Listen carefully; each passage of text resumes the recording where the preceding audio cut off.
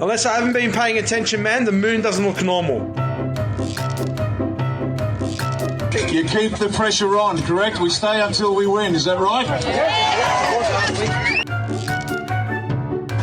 At the moment, you're under arrest for incitement. Have you guys been following me? We're winning, folks. Okay, we're winning. We're pushing back the dark. You ask simply 2 questions to find a filthy Freemason démolé. Where did you go to school? Which primary school? Which high school? And who's your daddy?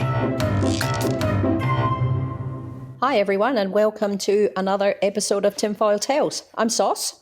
And I'm Sandee. Today we're going to talk about anti-vaxxers and their outrageous claims. We'll have a very short look at Canberra. Then we're going to have some fun because I need to make amends for missing the assignment last week. So I've brought my A game this week. Sandee? Sounds good. I can't wait. Look, to be honest, this isn't my favourite subject. Not really down with the anti-vaxxers because, you know what, they just don't make me laugh. But focusing on this faction of the movement was really interesting. Wow, they actually really have had an impact here. Yeah, it's a little bit of a change of gears this week, but we do think it's important that people understand where some of the players in the current movement come from. Some of these people have been very active for a long time, and Canberra really just gave them a national platform. So we're going to start with some numbers, and they're big numbers that might explain why in 2022 there are people who still believe that vaccines are bad. Anti-vax is an industry, a global industry that generates massive money for the main players. So it's crucial that it can continue to pivot and find new ears. That's how it survives. And it's how people like Andrew Wakefield, Dale Bigtree, and Robert Kennedy Jr. keep raking in the coin. And it is coin. A quick Google search reveals what these 3 guys are worth. Bigtree comes in around 7 million, Wakefield about 14, and RFK Jr., $50 million. But it isn't just these guys that are making money. A report by the Centre for Countering Digital Hate lambasted social media companies for allowing the anti-vaccine movement to remain on their platforms. Accounts held by anti-vaxxers have increased their following by at least 7 to 8 million people since 2019. The report stated the decision to continue hosting known misinformation content left online anti-vaxxers ready to pounce on the opportunity presented by coronavirus. The report noted that 31 million people follow anti-vaccine groups on Facebook, with 17 million people subscribing to similar accounts on YouTube. The CCDH calculated that the anti-vaccine movement could realize US $1 billion in annual revenues for social media firms. So I guess that explains the algorithms. So one could argue that the anti-vax movement has had a huge hand in moving the freedom movement forward, and in return, that the introduction of the COVID vaccine and the alternative beliefs that surround it have given the anti-vax movement a considerable boost too, which is kind of unfortunate. Whereas prior to all of this, they were seen as a pariah of the community, people who weren't really anyone to take too seriously. Suddenly they had a new audience and a new bunch of freedom fighters they could work their way into by jumping on board the pandemic train. How perfect for them. By instilling fear around the COVID vaccine, they could spread their message against all vaccines. They knew a vaccine would be around the corner when SARS-CoV-2 arrived, and they went to work. So looking at the anti-vax leaders in the Australian freedom movement, namely the ones who were leading the charge in anti-vax activism prior to the pandemic, it's clear many strategies employed by the anti-vaxxers were used to push the freedom movement narrative too. From rallies, buses, billboards, truth trucks. These were methods the anti-vax movement was using for years, way before the pandemic, and the rise of the conspiratorial, soft-sit, right-wing movement we see today. Infamous anti-vaxxer Meryl Dorey has a foothold in the freedom movement via her many loyal activist drones. In fact, one of her most popular loyalists is a freedom movement influencer we're going to talk about today, Tristan Van Rij, also known as Tricky Triddy. Tricky has been on the anti-vax train, or should we say bus, since around 2017, when he was approached and interviewed by Meryl Dorey's team in regards to what he alleges was his son's vaccine injury at 12 months old. Meryl Dorey runs the Australian Vaccination Network, and Tricky recalls them telling him that he would end up on the AVN committee one day, and he did.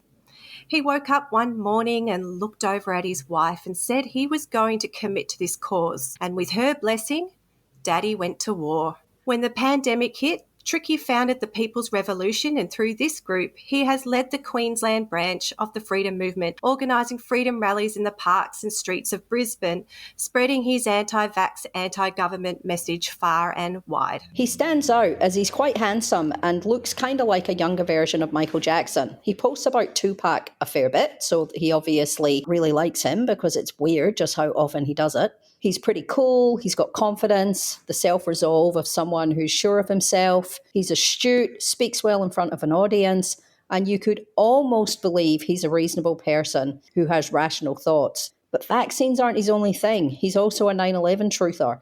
He believes the normal stuff that it was all a setup by those pesky globalists. I actually heard him tell Michael Gray-Grift in an interview that he woke up in primary school, and then when he was about 11 or 12, his dad took him into a dark room, turned out the lights, lit a candle, and told young Tricky to look into the flame. He reckons that he became one with the flame, and that was that, a true believer. Well, non-believer. But Tricky is also a smartass who has had some run-ins with the law over his activism, and he is a grifter. He sells merch such as t-shirts and flags and asks for donations. And his donation options are vast. At one point, he was looking for donations to support his legal fees and gave the option of his bank account or Bitcoin, Bitcoin Cash, Ethereum, Litecoin, Polkadot, and Dogecoin. Tricky likes a bit of crypto coin, it looks like. Prepping for when we go to digital currency, I guess. But I wonder how his crypto has fared recently. He has a Patreon where you can contribute $5 per month, all the way to $1,000 per month for something called general support, whatever that is. And he needs a lot of it lately. He has been crying a river after the banks terminated their relationship and have asked him to take his business elsewhere. So the donation buckets are very much being handed around the movement as we speak via sad posts of please help our leader out. All currencies accepted. Similar to the Australia Project and RDA Active, Tricky has set up a bit of a network of groups. Everything from community school groups, youth groups, health groups to business owners, industry employee groups, through to political groups to connect his followers to key people and to assist in establishing their own systems. And there's even a group called Non-Violent Guerrilla Activism for the most hardcore of TPR activists. I remember in late December last year, a coffee shop in Brisbane who was ignoring directions around masks and vax versus unvax being allowed in the store. And the cops were going to close them down. Tricky put a call out. It was like the 23rd of December. And the next day there was like 100 people there in an industrial estate standing between the police and the coffee shop. Have a listen to this. We are the people! We are the people! We are the power! We are the power! We are the people! We are the people! We are the power! We are the power! Okay, Soz, let's talk about Brizzy's truck blockade. Remember back around Karen Brewer Day, Tones, the trucker, and his mates decided they'd bloody had enough of vax mandates and it was time to shut the state down? I really want to stand by this, but businesses are being shut down across the country, people locked up, people are going broke, and one of the main things here is the freedom of choice with this vaccine, whether you're pro or against, you know, it should be up to the person's choice. And my choice, I'm someone that does a bit of research, and I'll probably cop flack from this in the comments, but from what I've seen with my research with credible scientists and doctors and that type of stuff, I do not want to get this vaccine. I am more scared of the vaccine than the virus. And honestly, it scares the living hell out of me. So they hit the road early, live streaming of course, and they finally get to the spot that they wanted to block. The video of this is pretty funny. They pull up on the freeway, but there's only a couple of them, so the cars are just going around. They've moved up the freeway a bit and manoeuvre themselves to block it off. Then you start to hear other trucks on the radio saying, "What are you doing?" Then Tone says, "Join in, boys." And the trucks are just driving past them. Mummy Pauline was on site, and I think I saw Teeny Malcolm there, but it might have been a witch's hat. She has a chat and then fully tells them off because there's a horse float further back and it's a hot day. Here's what the news had to say about it, as well as one of the blokes involved. was backed up for kilometres. They say they are not anti-vaxxers, but they are pro-choice, so they don't want to have vaccinations to continue their job as truck drivers. They also want the borders to open. There was a big police presence here, though, and police have told us those 2 truck drivers are now facing thousands of dollars in fines. Spawn? So, unfortunately, I got the big banger on the news this morning. Something that I didn't quite want to be singled out with. But,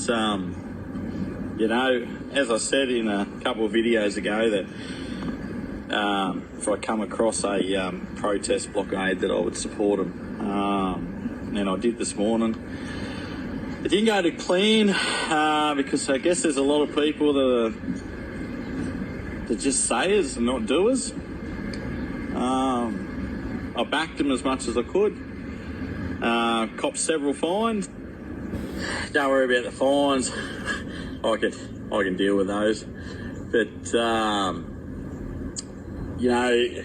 the boys had all the good intentions in place to not screw up anyone's day and get anyone caught in a blockade that they didn't want to get caught in. I've got some footage there of how it initiated and the way that they were trying to divide the traffic to get off on the exit and go around the actual blockade itself. Obviously, shortly after the police arrived, then just completely fucked the whole situation up. Tricky recorded a live that night to set the record straight. So the truckies had told him that they had 35 trucks confirmed and that they were all carrying enough food to last them for 3 weeks. He'd also been told there would be 2 federal police there in uniform to support them and 6 in plain clothes. There were no police. And the 3-week blockade lasted 1 hour. He was as flat as a shit carter's hat. It was the funniest thing I've ever seen. He did get a little bit of insight into Pauline, though. Now, Pauline Hanson and One Nation were there today. They were there, in my opinion, to get a vote from both sides of the fence. All right? They were there on behalf of the truckies and apparently the Australian people, and they stood there and said, we're behind you, and this has to stop, and that has to stop, and this is rubbish, and that's rubbish. They said their piece on camera. They got the airtime. Then they turned around and told the truckies to move the trucks because you now have to let the good Australian people get to work now. You've held them up for an hour, your point's been made, move the trucks on. He felt that he had staked his own reputation on this based on the word of Tones and his mate Mick.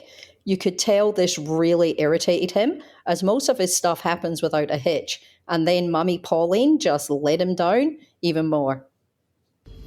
So I asked Pauline if it was possible that COVID-19 is the tool being used to implement the creation of a society built on total control and surveillance, and she said that's a conspiracy, and she doesn't want to get into it. That probably should have clued him in that she wasn't completely on board, other than the blatant obvious fact that she's a career politician. He didn't really have much sympathy for the horse in the trailer stuck in traffic either. After all, it was the horse's owner's fault for not knowing Tricky's blockade was going ahead. Apparently there's a story about a horse float was the reason why the trucks had to move out the way. Now, how long was the horse in a float for? Was it 45 minutes in the blockade, maybe? Since when does a horse die having to stand up in a horse float? If the horse floats are so bad for them, maybe don't put them in the fucking things to begin with, sorry. Even a horse in a horse trailer had no right to stand in his way. So that day didn't pan out well, but Tricky has better success at his rallies. He regularly pulls a bit of a crowd. He did well at his Stop the Bill protest back in March. But I do find his marches have more of a vibrant and jubilant vibe than the Melbourne ones. Biggest difference is that they aren't there to clash with the police. And maybe I haven't paid close enough attention, but I haven't witnessed them mocking the other citizens who are watching as they march past. He runs his protest very different to Melbourne. And let's face it, Melbourne ones are not always the most well organised. But he uses his websites to allow people to volunteer for different roles. He has marshals, face painters, all of them. Tammy Jane is planning a revolution in Melbourne around the end of October, and it appears Tricky, who has been inspired recently by the protests in Sri Lanka, where his family is from, could be on board with promoting this event for his Queensland followers to join in also. We eagerly wait to see what happens there. One last thing on Tricky. I'm going to play a clip that I actually just saw a couple of days ago from an interview with Michael Gray-Grift, and I think it gives amazing insight into how these guys actually see themselves. You know, the fact of the matter is it's war. Yeah. We need to win this war. Yeah. Strategy needs to be applied. So if we see things that need to be done, we need to do it. Simple as that. And, you know, people's sort of own personal feelings and emotions and egos sort of need to be put in check a bit here and realise that, you know, none of this is for us. I couldn't give a shit. I couldn't give a shit about what people think about me. You know, people call me a prophet and people call me a dickhead. Both of those terms go straight off my back. Neither of those bother me either way. Because I'm not here for that. I get called Moses. I can see it. I can see it. But yeah, end of the day, you know, they say things like, you're going to go down in the history books. If I spend my day worrying about if I'm a prophet or a dickhead or if I'm going to go down in the history books, I'm going to be too caught up with that and not focus on the direction that we need to go in. Yeah. So you need to stay clear-minded, focus on the task at hand and get on with it and worry about the other stuff later. Yeah. Another popular anti-vax leader with a similar story to Tricky is Michael Sims, aka Mycophobic. Tricky Tritty and Mycophobic, strange nicknames. Mycophobic, I hear you ask. Well, I'm free. No jab, no pay, no flight, no way. I'll keep fighting like I do every freedom day. Hope for the hopeless, voice for the voiceless. My body, my child, I'll make the choices. One day the government will listen to our voices, and I can finally smile while everyone rejoices. Science doesn't lie, politicians do. Make us get the vaccines, how we get the flu. Science doesn't lie, man, you can't tell the truth. Doesn't take much for you to find the proof. Sticks and stones may break my bones, but vaccines can't destroy me. You can't force that crap on me to make me your employee. Side effects are not as rare as you think. Like an iceberg to Titanic, they can make you just sink. So think, you do you, and I'll just do me and stay free. I don't want no VACCINE. I am free. I am free. My body. I am free. So it looks like we've got another wrapper. My favourite line is, the sticks and stones may break my bones, but vaccines can destroy me. Oh dear. The accompanying video clip is funny too. A montage of all the freedom influencers are in there. I guess this song was meant to be an anthem for the movement. The song was written by Vanessa Valentine, who attends the protest and has vlogged about her drug addiction issues and recovery. She has pivoted to discussing these social issues as the COVID stuff started to wrap up a bit. And look, good on her, and I hope she continues to stay sober and do well and keep her music up. Michael also claims his son was vaccine injured at 12 months, causing autism. Mike became an advocate against vaccines prior to COVID alongside Taylor Winterstein, who you may know from Tay's Way, and was a staunch follower of Samoan healer Edwin Temesis. Listeners, you may or may not have heard about the measles outbreak in Samoa at the end of 2019, but Samoa had seen a drastic fall in MMR vaccinations in 2018 due to human error when administering vaccinations to two 12-month-old babies, resulting in their deaths. The nurses mixed the vaccination powder with expired anaesthetic and were subsequently both found guilty and sentenced to 5 years in jail. Prior to this, vaccination rates were reported to be around 90%, but trust in vaccination declined after the deaths of the two babies, which is kind of understandable, but also due to opportunistic visits to the island by none other than Robert Kennedy Jr. and Taylor Winterstein, who were there to support Samoan healer Edwin Temesis and spread their anti-vax and vitamin-pushing beliefs far and wide. By the time measles turned up via a sports team arriving home from overseas, only 30% of babies and children were vaccinated. This low vaccination rate caused a state of emergency and over 80 deaths, mostly in babies and children. Back in Australia, rooting for Taylor and Edwin was Michael Sims, declaring online that the deaths were from the vaccines the authorities were now urgently administering to bring the outbreak back into control. It's not the measles, he insisted. It's the vaccines killing all these babies. Sound familiar? God, they're gross. Taylor Winterstein likened it to Nazi Germany and said the vaccine regime was crimes against humanity and the Nuremberg Code. Remember, this is before COVID, where we see the same accusations all over the freedom movement. It's just recycle and repeat. They wanted to treat those babies with vitamins, and because the authorities didn't allow them to, they claimed that this was why they died. Where have we heard this argument being made recently? Michael Sims even made mention of sudden adult death syndrome when this was all happening, pre-COVID. Yet that was supposed to be a new thing, remember? The media invented it to cover up the genocide from the COVID vaccines, right? Just looks like another claim recycled and repeated. Which leads us to believe that the anti-vax movement has had a big hand in creating the freedom movement we see today. So Michael founded Millions March Against Mandatory Vaccines with Mary Jane Liddicoat and led the freedom protests in Canberra and in Sydney with Yusra Rose. They had a huge Facebook group too until it got booted off. I'm just going to take a second and do my own conspiracy theory here around Mary Jane. There's a bit of a belief that Mary Jane's a spy. She worked for a long time for the Department of Foreign Affairs and Trade, and she actually held diplomatic positions in Tokyo, Seoul, and Syria. There's photos of her with different PMs.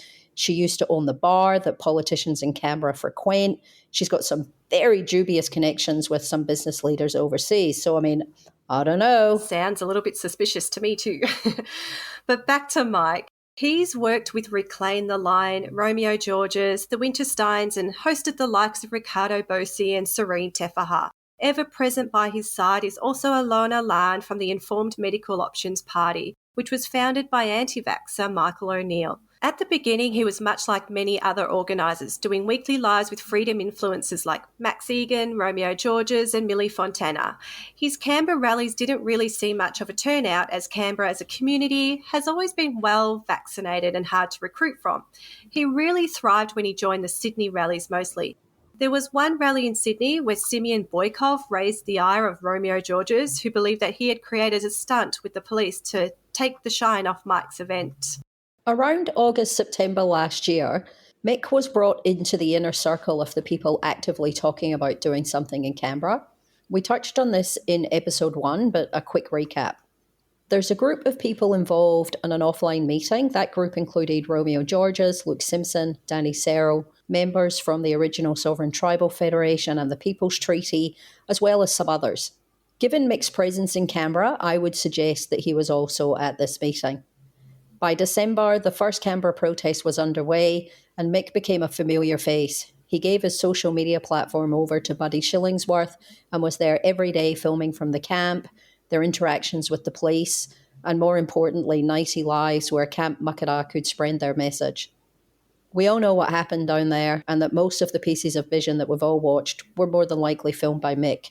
He then played a pivotal role in Convoy to Canberra, helping them source staging, acting as a welcoming committee, but then using his contacts to get guest speakers happening. But it wasn't all sunshine and lollipops for Mick. He's fundamentally about vaccines, so all the constant banging on about pedophiles really started to annoy him. It was not long after this that Michael cracked the shits with all the egos in the movement and he quit. Just a quick message to explain my pure disgust in Reclaim the Line, the People's Revolution and Australian Freedom Rally. I'm highly disappointed in myself for agreeing to unite with these people, thinking that together we could put on the most epic event around the country a week out from the election and people would know what Freedom Party they would vote for after leaving the rally. Obviously some major egos have been involved and don't want regional places to have events because they want everyone to go to the city. I feel 100 or 1,000 people travelling 2 hours, an hour and a half to get to a major event will make no difference either way. That's not going to get you the victory, but local communities and regional centres really matter and should be allowed to have their own event. So for all yous that think, your ego is more important about having a bigger crowd, an extra 100 people, rather than a local community centre and local regional place doing their own event, you're not in this for the right reasons, and yeah. So where is he now? Michael recently discussed on a live that he was living in a tent, although by the looks of things, he's a bit of a hapless camper, as he is a bit afraid of bugs and frogs that keep making their way into his tent, so he mostly sleeps in his car. He has continued to follow the path of sovereignty and is with a group in Gympie. He has again handed over his MMAMV Australia Facebook page to the cause, and they are running a weekly live to his audience to teach people how to stand in their sovereignty and become free men and women and incorporate themselves from the government. The group he is with have connections back to Makata and in turn to both the Shillingsworths and also the People's Treaty. He feels a bit lost to me. It's like he's really evaluating his life and looking for purpose.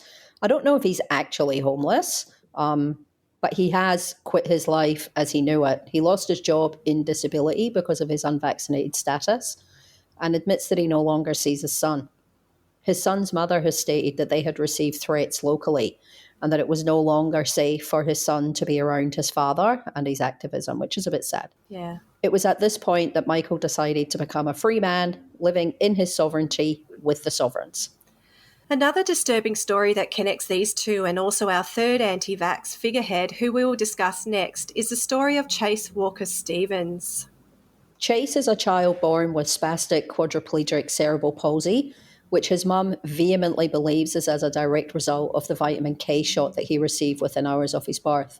There's a really big saga around him, his anti-vax parents, the hospital system back in 2017, which saw anti-vax lawyer, and we use that term loosely, Peter Little, insert himself into the story to advocate, and again we use that term loosely, for Chase and his parents, helping them run away with Chase and seek shelter in a cult called the Church of Ubuntu. That story deserves an episode of its own, but the Church of Ubuntu are crazy staunch believers in the power of CBD oil and hemp oil and wanted to treat Chase using these alternatives. In fact, the leaders at the time were in court just a week or so ago trying to prove that the child protection laws are just there to allow the government to traffic children.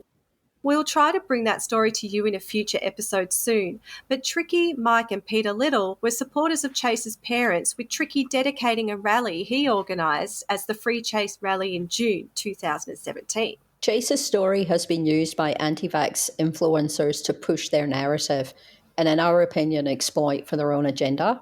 Unfortunately, it feels many of these children with disabilities have been exploited. I always get the feeling that they think their kids are less than once they get a diagnosis of autism. They talk about their kids as before and after, and they always use the word damaged.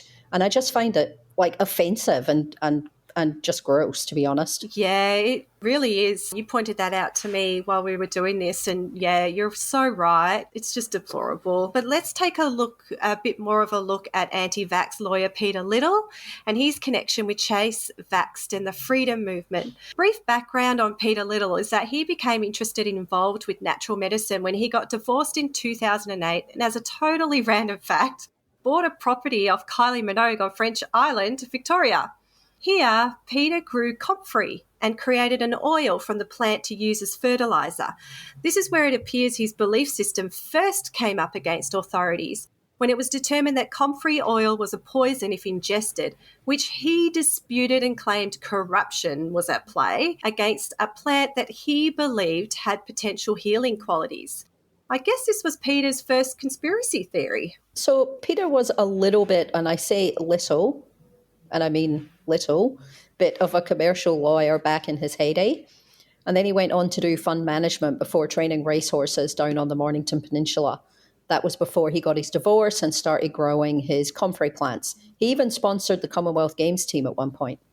This is where it appears his belief in alternative wellness collided with his legal background, and he went on to advocate as a lawyer for natural medicine practitioners and wellness clinics, founding his group Fight Pharma Corruption. From here, though, he claimed he worked pro bono and asked for donations to support his work. Grifting was conducted before COVID too, it seems. I don't know why he didn't just ask the naturopaths he was working for to support him financially, but it appears it didn't do so well. Fight Pharma Corruption Group was closed before COVID hit, and this was the beginning of a decline for Peter, financially and mentally, which we will save for future episodes. So Peter went from comfrey oil to CBD oil and jumped on board the Chase Walker train, inserting himself into that drama along with many others, creating his next grift, the Chase Truth Group, which he talks about often even today. Chase Truth has some apparent links to Simon Florini, who is an anti-vax activist with AVN and had his chiropractic license suspended for promoting his anti-vax views and using his clinic to air the Vaxxed documentary. Peter has campaigned hard against the vitamin K jab, against chemtrails, weather geoengineering. He believes that polio vaccines can give you cancer and now COVID vaccines. The anti-vax network at play here is quite vast and intricate. Pete is always dressed in a suit and carrying a briefcase full of pseudo-legal documents that he has drafted. He networks well within the freedom movement. He's always up the front at speeches, forging alliances with other figureheads such as Jackie Dundee, until he found her annoying, Therese Van Lyshout, while she proclaimed she was the Governor-General, Matt Lawson, Jeff O'Toole, and then forging ties with the camera crew. But Pete is another example of how these radical beliefs can upturn a life, and the decline in his personal life and mental health has been drastic. Remember how everyone called the freedom movement anti-vaxxers and they all got mad about that? Well, there is some real truth to it when you think about it. The movement is vastly anti-vax. The true anti-vaxxers. They need to own that and quit kidding themselves. Even Monica Smith has come out claiming to be a proud anti-vaxxer in an attempt to take the power back from the word being used as a derogatory term. But the anti-vaxxers have fueled the freedom movement, networked within it, and grown their audience from it. So we are most certainly going to hear and see more from them in the future. I mean, the return of diphtheria is just the beginning. This isn't about who's right and who's wrong. This is about saving lives. 80% of women who are pregnant who get the vaccine lose their babies. This isn't a joke anymore. This isn't about pointing fingers. This is just about getting the truth out. And we will keep driving this truck until Australians realise that the COVID vaccine is not safe. As if everything we brought up today didn't already demonstrate just how dangerous these groups are, we wanted to bring your attention to what happens when anti-vax and conspiracy collides. This is where we go from the sad to the downright strange. The intro to this segment was Monica Smith standing outside her truth truck, making the unbelievable and downright incorrect claim that 80% of pregnant women who get vaccinated lose their babies. Remember the 5G and tracking via nanoparticles claims that went around early in the pandemic? Here's Melbourne freedom fighter Matt Lawson explaining graphene oxide in the vaccines and the effect of 5G. Okay, my thought processes. You know there's graphene oxide in the jabs? There's graphene oxide in the liquid. Graphene oxide is what they want to use to get nanobot type technology into people's bodies. But graphene oxide is also the best conductor of 5G. Yeah? So 5G doesn't travel very well. It doesn't travel very far.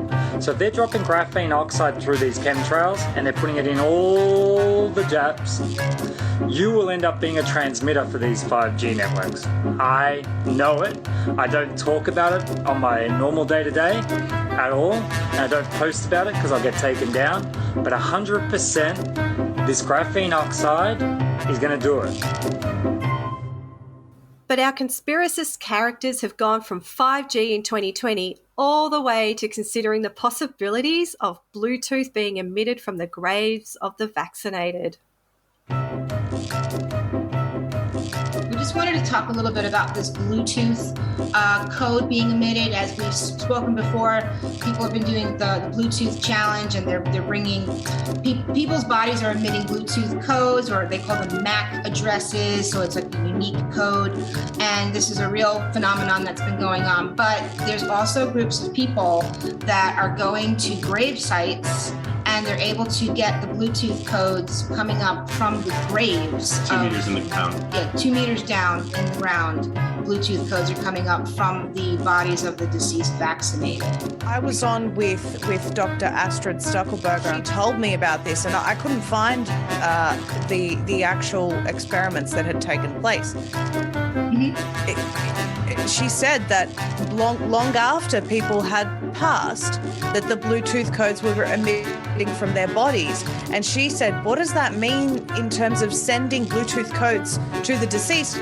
She went so far as to say, are we going to see a zombie apocalypse? I mean, I'm not laughing at her. I'm laughing at the absurdity of the fact that we are considering these possibilities.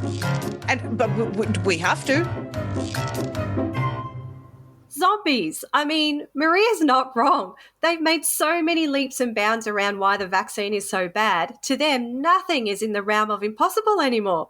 Which brings me to my favourite. Now, this isn't an Australian freedom influencer and doctor, but these two are definitely red-pilling Maria Z, who is bringing these kinds of theories into the discussion here in Australia. Stu Peters and Dr. Carrie Marday discussing her apparent disturbing findings after viewing Moderna vaccine under the microscope.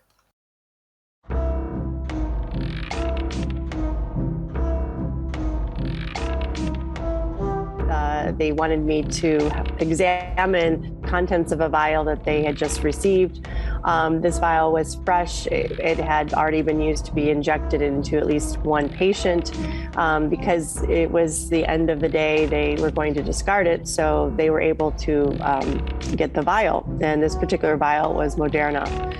These fibers were appearing more and more. Some of the fibers had a little cube structure on them. I'm not sure what that was. And also metallic fragments were in there. They were not metallic fragments I'm used to seeing, more exotic. They were very opaque, as well as, as the edge of the cover slide goes, so the cover slipped, and you put a glass partition on that or a piece on top of the glass slide, there are edges. And so all the particulates, all these colors started to move to the edge, and there was self-assembling going on. Things were growing. They looked synthetic. And then there was one particular, I'd say, object or organism, I'm not sure what to call it, that had tentacles coming from it. And it was able to lift itself up off of the cover, off of the glass slide. It was alive? Like the thing was alive? It appered to be self-aware or be able to grow or move in space. I mean, all I can tell you is this is not something they taught us in medical school, nothing in my laboratories, nothing that I've seen before. And I've showed this to other people in the field, and they don't know what it is either. And I thought, when I first saw this, and I kept looking at it over and over again, I had a colleague with me, and we both thought, wow, this almost appears like it's self-aware, like it knows we're watching it.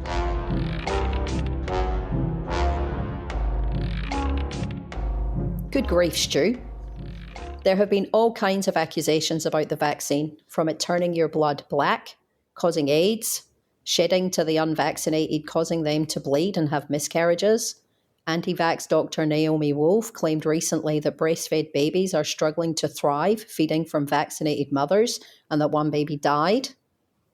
Then there were the claims that magnets would stick to needle sites after the COVID vaccine. We've all seen those videos. Those videos are ridiculous. Recently, Danny Searle gave advice to his unvaxxed audience on how they can safely have sex with vaccinated people and avoid taking in spike proteins. The advice included washing and taking lots of vitamins. Yuck. That was gross. So gross. But these people are so scared to get vaccinated that they have real anxiety around being vaccinated against their will, such as shedding, or being vaccinated from the planes in the sky to pepper spray at protests containing the vaccine. And these influencers feed into it by airing this kind of stuff on their alternative platforms, of course.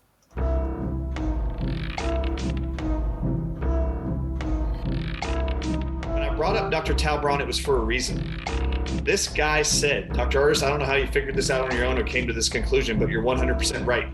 They are mass vaccinating people with venom around the world, 5 billion people.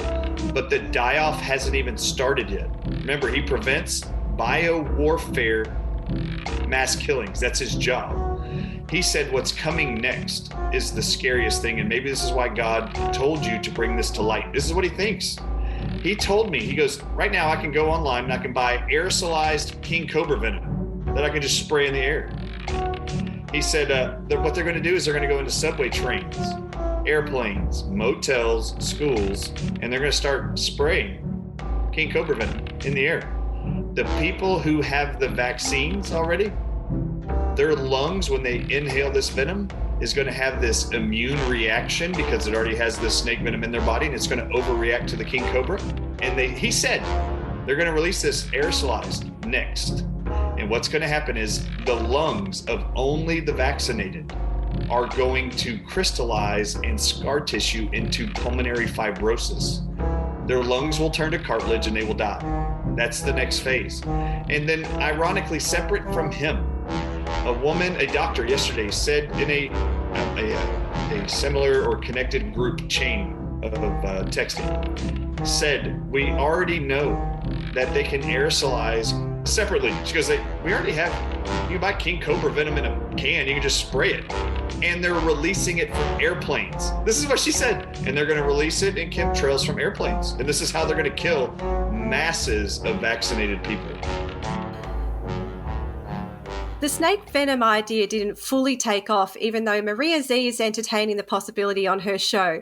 But what Dr. Artis is trying to do here is tie in his theory to the broad belief that there is geoengineering happening and mass vaccinated people are going to die. And that is the plan that the deep state have for the New World Order. They are waiting for the mass die-off of vaccinated people, which is why every celebrity death or death that's in the news is a vaccine death, and why they get so excited about it. And ultimately, to finish it all off, the deep state will then liquidate all those vaccinated dead bodies and turn us into fertilizer for the elite's crops. So there you go. They really have thought of it all. It's an end-to-end process. We could go on and on. The current thing going around at the moment is biostructures in vaccinated corpses and structures in vaccinated blood that light up when a mobile phone is nearby. And there will be more stories to come as these people have bet their lives on this coming true for them, quite literally, actually. But when you look at all the theories they have made along the way, it really is clear that these guys have overcooked the goose, and we should definitely be thinking twice before we consider taking the advice of the freedom fighter in our lives or the ones that we see on the internet. Okay, let's talk about Canberra. So it's been a couple of days since Drop the Plates, exposed the 28th, and I'm feeling a little bit ripped off, if I was being completely honest. First of all, where were Kane and Alana? I assumed that we would have a live version of the song, but they couldn't even be bothered rocking up. All Kane did was put a photo of his car that said Sovereign Traveller or something on his number plate, like just a car parked. It's not even him, Sov sitting a cop saying he doesn't comply. It was just rubbish. It was just such a bloody letdown. I can't believe it. Up in Canberra, there was like 8 of them took their plates off in the bloody car park. And they were all literally lying in the sun, not even driving. I was going to ask, only one was brave. Were they not driving one around? was brave enough. No.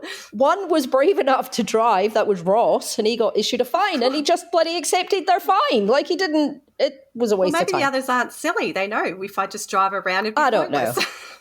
And then Mark Mack had made like little cardboard number plate covers that said "Expose the 28," and then on their convoy, he's telling them, if you don't want to cover your plates, just put it on the bloody back parcel shelf in your car. Like, I don't know. But what I do know. Didn't Mark sing or something, sing a song, and he made up his own words? Yeah, okay. Yeah, he always likes to sing. But one thing I can guarantee you right now, the 28 are pissing themselves laughing at them. Yeah.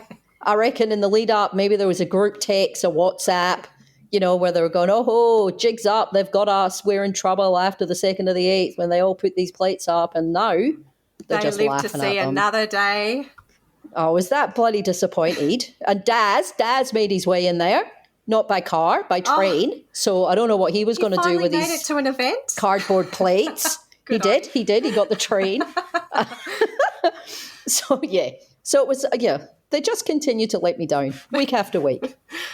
But that's it. I don't have anything else from Canberra because it's just more of the same from them at the moment, standing by. Yeah, they're not really accomplishing much. They're not. They've become a joke. They should go home. How do you feel about being called a tinfoil hat category? I know how I feel about it, especially when I got dozens of freaking recordings to tell you that I'm not wearing no tinfoil hat.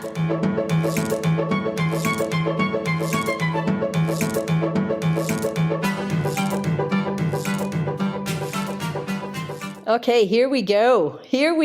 So last show, I really did let the team down. I didn't do my homework. I felt bad. I tried to bullshit my way through with asking Sandee, who her favourite and who her least favourite It's okay, was. still turned out. So I've all right. decided... It was good fun. I've decided today I am going to revisit what could be the actual best day of my life. Okay, so I'm going to have to click on these. And it was such a good day that there's more than one clip. All right, I'm Let's ready. go. Here we go. People joining, that's all it is.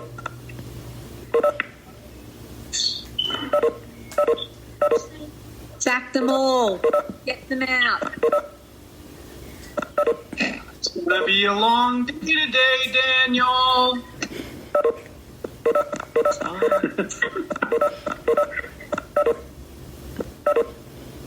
I think I can see that the host has perhaps joined. Pretty important to mute all participants, host.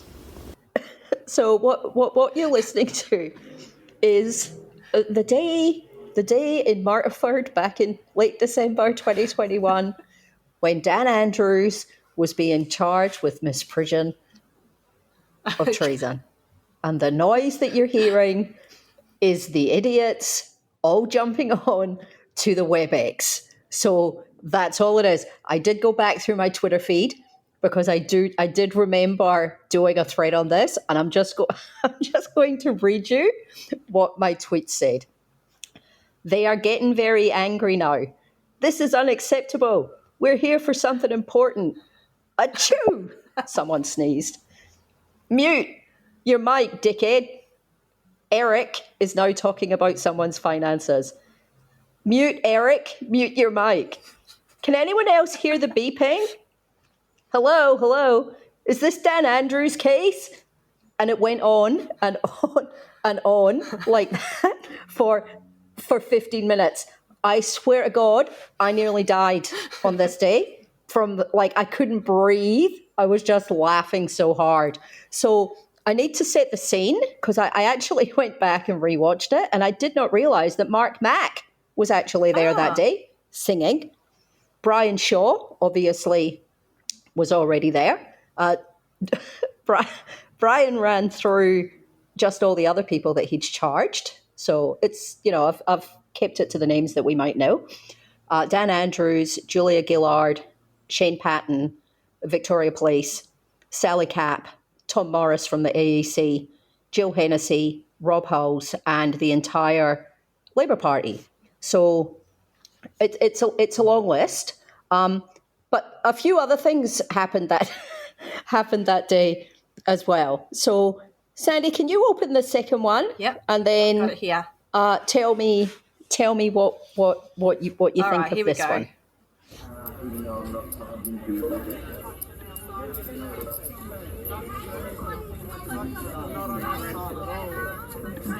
Being charged with sexual assault from another offence. It's got nothing to do with this. Defend me, guys. Outnumber these scum.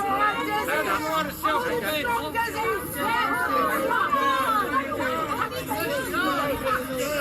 We the people are not happy. I don't know what happened there. Sorry. Oh, it's Peter Little talking. We the people are not happy. There's police. That's Desi Freeman Figueroa. So remember, Oh, hang on. Sorry, it's getting a bit loud. They're going off. Oh, okay. So this guy's being dragged away. Correct. So that's Desi. Joel and Jack spoke about him and Subsets versus the Man not that long ago. So Desi was there to support, but Desi also had an outstanding warrant for sexual assault. So no. So the police picked him up on the day, which was just magnificent. The next one I think is Pete Little v. the police. Oh, okay, just bringing this one up now. Just got to hit a few buttons here. Hang on a second. It's just downloading. Here we go. Open. Four. Okay, so Right. what my argument is, Yep. if we are no longer a Commonwealth, we're a corporation. You are, Can yes. someone be charged with truth? Well, the politicians. It's repealed. you should be director of public prosecutions then. Argue the case. Okay, yeah. So it's got a copper here who's made a really good point. Correct. So in one sentence, that cock just completely undid their whole theory. I loved it.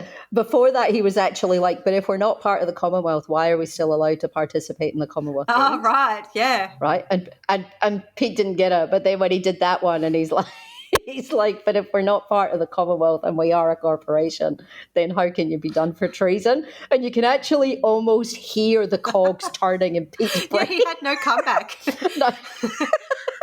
No, this last one, we'll actually we'll put this video in the okay. Oh, hang on.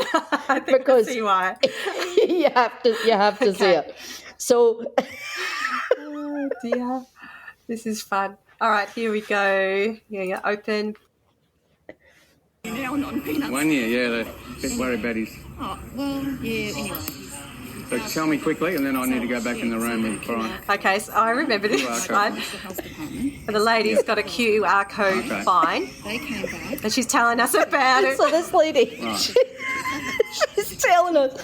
And this video, to me, just summed up the entire day. Like, this day was chaos. I can't tell you how chaotic it was. Pete Little was running around all day.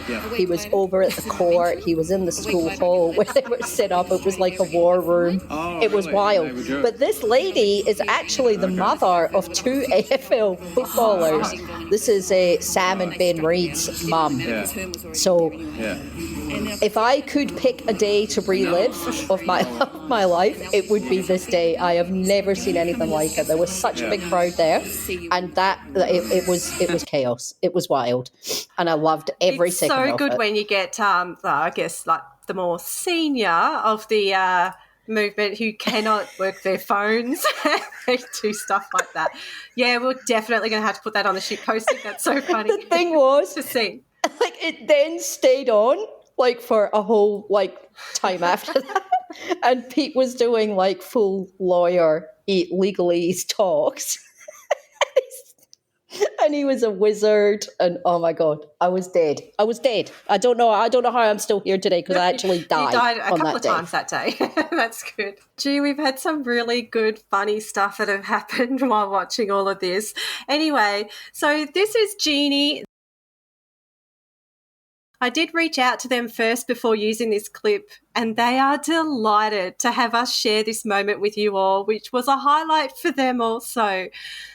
Well, I think it's things that you don't need to have been vaccinated. It doesn't have to be a healing practice. It can, like when you've actively been damaged, but you can do it as just as almost a preventative measure, as almost like spiritual kind of armor to get your lymphatic system kind of prepped, not just for potential COVID or for any vaccine shedding that you might come across, but just as I like to think of it as kind of spiritual health armor. If you're just stroking more often. So if you want to do it now with me, just like breathe in and you breathe out, and you just kind of focus your mind on that healing, and just stroke as often as you can, and just think of all of the toxins just leaving your body, having a good stroke down your arms and down your legs, near your groin, where your lymph nodes are.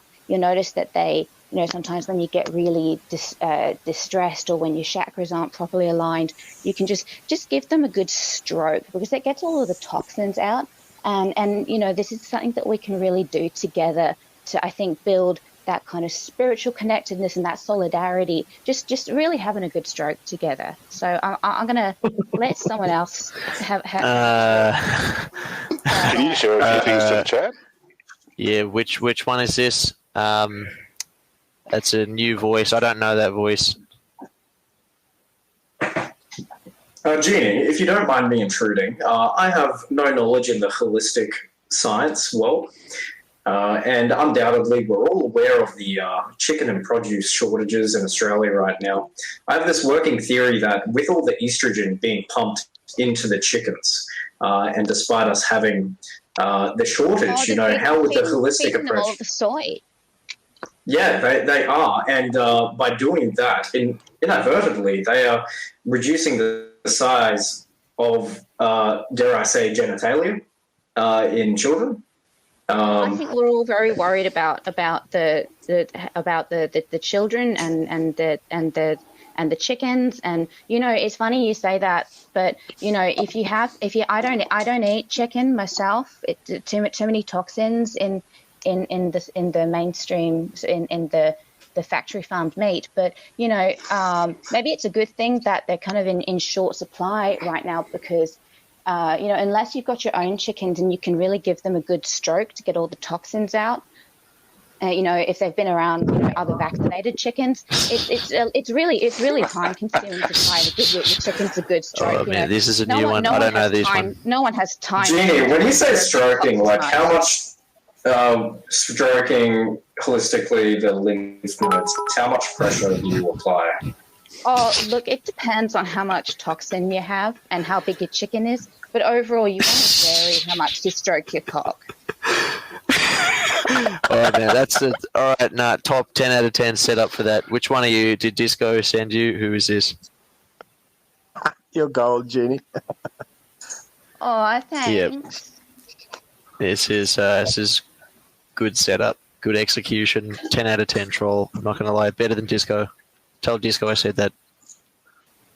I don't know who Disco is. I don't like going to discos. There's too much vaccine shedding. All right, look, I've got to go and go and scream into my singing bowls. So, Om Shankar, to all of you, remember to have a good stroke. You clearly need it, and I'll be going now. So, thanks a lot, guys. Okay. Thank you, Jeannie, and God bless. I have no idea whose alt that is, but I'm going to find out. So what's going on here? Harrison used to host voice chats on Telegram where people could listen and ask questions about upcoming rallies, or they could chat about conspiracies and all the things. But Harrison has trolls, so he should. But he had a run-in with Twitch trolls at the time who really gave him a hard time. And I don't know how Jeannie became aware of Harrison or where they came from, but they did an excellent job jumping on the voice chat to have a bit of fun before heading off to scream into their singing bowls. This was shared by Cooker Watch on Twitter. And if you would like to follow Jeannie, their Twitter is at the Dr. Goblin, but they would prefer we turn our attention to a friend who is doing great work in this space. They're called @RealRadhom. He is also a content creator on Twitch, and I've watched a few of his videos, and he debunks right-wing conspiracy stuff also, but in a quirky way, and I find him really entertaining and informative to watch. So go check him out also. So Soz, do you remember this? I don't remember this one, but I've certainly been in there when other people have have done that. And the funniest is like Harrison's response to it, because you can tell that it's like really, really pisses him off, but he tries to pretend that he's like totally not bothered by it. It tries to be like really cool, and he's like, "Oh, guys, you got me again, haha, funny guys, 10 out of 10. But you can tell like inside he's like real shitty. And then he's fallen for it again. Thank you, Dr. Goblin, for that one and spreading the joy. They will definitely be listening to this, because I've let them know. That was good. And thank you. I think we both wrote things that were funny. And we will put that video of that lady that we're talking about up on the Facebook page because you actually have to see it. It's very funny. And that is it for this episode. Thank you so much, everyone, for listening in. If you want, give us a follow. Sauce149, Sunny Sandee, 2 E's. Yeah, 2 E's. Sunny Sandee L on Twitter. We love to have a chat on there. We share some silly stuff, and really it's just an extension of the shit posting on Facebook. We're just on there to have a good time and chat about what our thoughts are on everything that we see. So it's been really good. We hope to see you on there. Thank you for listening again. We hope you enjoyed it. Thank you. Talk soon. Bye. Bye.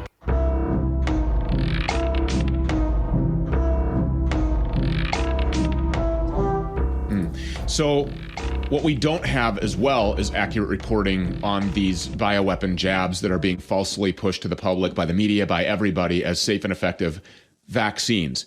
And we learned from Thomas Renz and the CMS database that some people die, within hours of getting these shots, some within 24, 48 hours, and then some obviously is going to be more long-term. Do you anticipate that we're going to see throughout the winters this antibody-dependent enhancement and other things that are going to be years down the line where the death toll is going to dramatically increase from these shots that people are getting and then now these boosters, and pretty soon it'll be, instead of going to church, you just every Sunday you go get your injection and pray to the Fauci lords?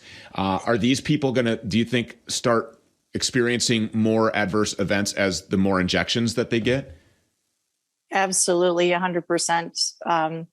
Seeing that with the patients that are saying that they're getting these injections.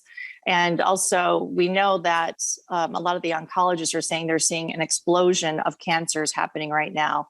And the only correlation they have are the people that are getting these injections. There has been a genetic engineer, nanotech engineer, that took some samples of some of these vials, falsely called vaccines, and they put them in with some human cells. And they said that the rate of growth was unbelievable. They've never seen this before, which means they can expect them to induce more cancers that are aggressive in the future. This is the hypothesis you can make when you see that. So there's many inferences that, yes, we will see a lot of cancers happening. So you recently got together with some documentary people that were shooting on these jabs, and we got an email from you that you have images here and that you have examined the kid vax, the child jab, and I believe that you said that this was Pfizer, right? What can you tell us about this? Well, this particular Pfizer vial came from the region of Florida. And I'm saying those things because I myself, as I examine vials, I see differences between them, between what state they come from, what batch they come from. They're not uniform. That should really make everybody very worried, because this is not the same what each person is getting. And there's been reports of hot batches of people getting things that seem to hurt more people in one batch than another. And just to be clear, that's because they are performing the lethal dose experiment on humans right now. That's what they're doing. They're giving this thing to millions of people and conducting their lethal dose experiment on humans and on children and on mothers and fathers and husbands and brothers and cousins, because they didn't do it on animals. That's why this is happening. Anyhow, this one came from Florida, and looking at it under the microscope, we, with The Greatest Reset, this is a documentary that will be out soon. The producers were there watching and documenting how this was performed. There was some silicon looking wafer substances that we observed. They're iridescent, kind of a rainbowish color. When you see those, they can actually be stacked upon one another, and they can actually form like a chip in the body. That's a possibility. I'm just saying this is what I'm seeing, and what is in the ingredient list. It doesn't look like anything that should look like that. Graphene-like substances were inside of this vial. That was apparent through many images. Also, some of them looked like familiar to like water parasite, some structures from that as well. Yeah. Different life stages. So, and then also there was some ring-like structures, which everybody keeps saying they're air bubbles, and they're not. These structures would actually enlarge over time and get some malformations in the outside of the bubble, and something would extrude out from them. So, there was a lot of different objects seen in there that should not be in there according to their ingredient list. And these are being put in our children. You know, it's one thing, Stu, that an adult makes their decision what they do with their body. Fine. That's right. Yeah. But these are children.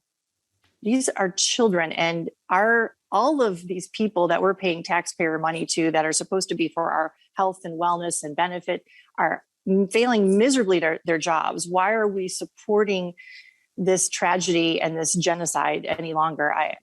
Whose parents are leading these kids out of a fear campaign perpetuated by the media and all of this advertising. These parents are leading their kids directly to this shot because they're fearing this virus that virtually affects no kids whatsoever. They do virtually nothing to spread it at all.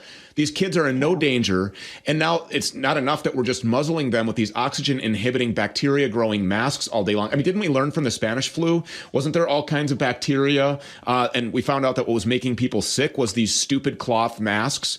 And now we're doing this to our kids. But now this injection, what is this? What are these things, these images? What are we looking at here? Do you have any idea what this is other than something that is not supposed to be in there, according to the manufacturers who are out and out just lying to everybody? Well, if you're looking at these parts that are inside of there, these are parts that could potentially be used for, superconducting materials to be, you can actually have inside the human body an artificial construct, an artificial intelligence construct, meaning, in other words, you wouldn't really need your cell phone so much anymore. You could actually eventually have something like that inside of your human body. That's called transhumanism, human 2.0. The World Economic Forum says all of us will do this in 8 years. They have 8 years time frame for all humans to have something inside of us, an artificial intelligence. So if that's their plan and all these world leaders are behind it, how do they get there? They have to do something to us, right? And this is the perfect mechanism. Injecting some of these materials that over time that could form an artificial construct that could be a wireless modality that your body could be wirelessly connected to anything that's electronic around you, your phone, another person's phone, satellites, street lamps, your microwave, whatever.